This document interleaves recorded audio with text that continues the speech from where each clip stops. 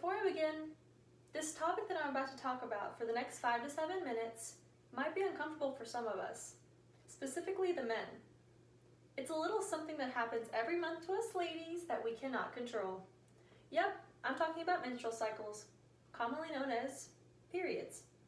This one horrendous week out of every month that women have to deal with is coped with properly for the most part. Us women can go out to CVS or Walgreens or any grocery store and get what we need to survive the week. For others, it isn't that simple. What about women serving time in correctional facilities, also known as prison? Sadly, no. Women in prisons are, for the most part, not provided with the essentials that are needed. According to Williamsburg Yorktown Daily, a law was passed to grant women inmates free hygiene products, but many prisons and correctional facilities don't follow the law. How is this fair, and what all really goes down in there when this 1 week rolls around? At an average, there are over 231,000 women who serve time behind bars in the United States as of 2019. With the incarceration rate increasing, what must it be like when this specific time comes rolling around?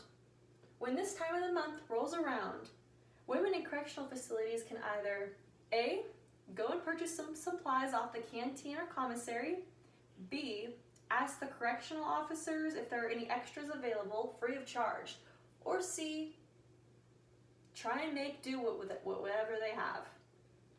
This just adds on to the stress that inmates might be facing already, and being a female myself, something that might be something small to others might not be small for them.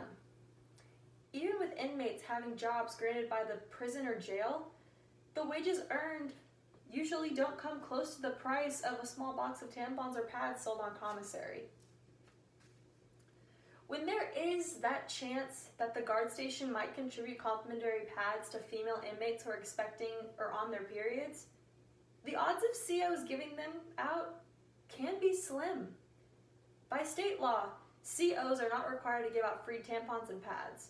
An article published in the Washington Post entitled "A New Law Promised Female Inmates Free Tampons They're Still Paying" tells of how requiring inmates to pay for tampons, she said, means some women without financial support have to rely on the free, less absorbent sanitary pads handed out each month. Inmate wages, she says, do not begin to cover the cost of tampons. When inmates get these pads, they're most likely not going to be the most absorbent and reliable things in the world, since they're free. Periods are not a one-size-fits-all kind of deal. Every woman is different, no exceptions.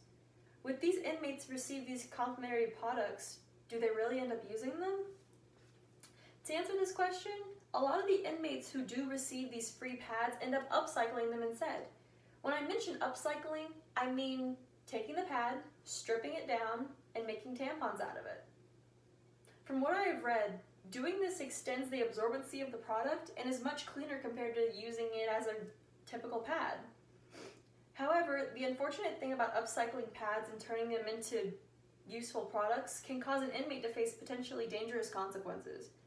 Since the pads are supposedly being turned and used into something else, the makeshift tampons are seen as contraband. Since they are deemed as contraband, this can result in time spending in the hole or maximum security for a while. With all this being mentioned, can these products that could be taken away violate human rights?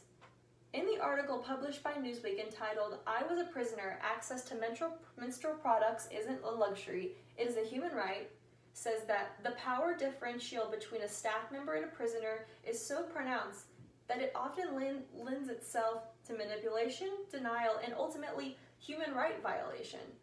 With the author of the article, Sandra Boletsko, being a past inmate herself, she really has the understanding of what it's like to be inside there and living there and whilst being a female with all of it.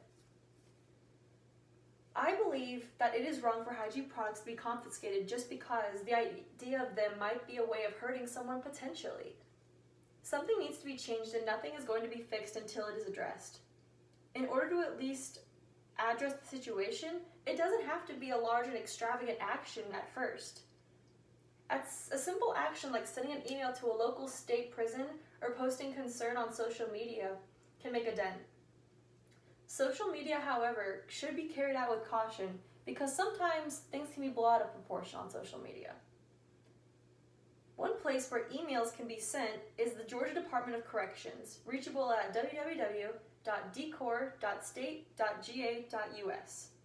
An example of an organization that has worked to grant prisoners with free female hygiene products is the Marshall Project. According to their website, they are a nonprofit journalism website that's based on criminal justice and work to improve the living conditions of prisons all across the United States. With all of this being said, no one should have to live not clean, no matter what position or state you're in. Access to hygiene products should not be something that should be questionable or debatable. Women have no control over their periods besides being able to cope with them and the effects of them. All prisons should have the right to have access to any appropriate amount of tampons and hygiene products.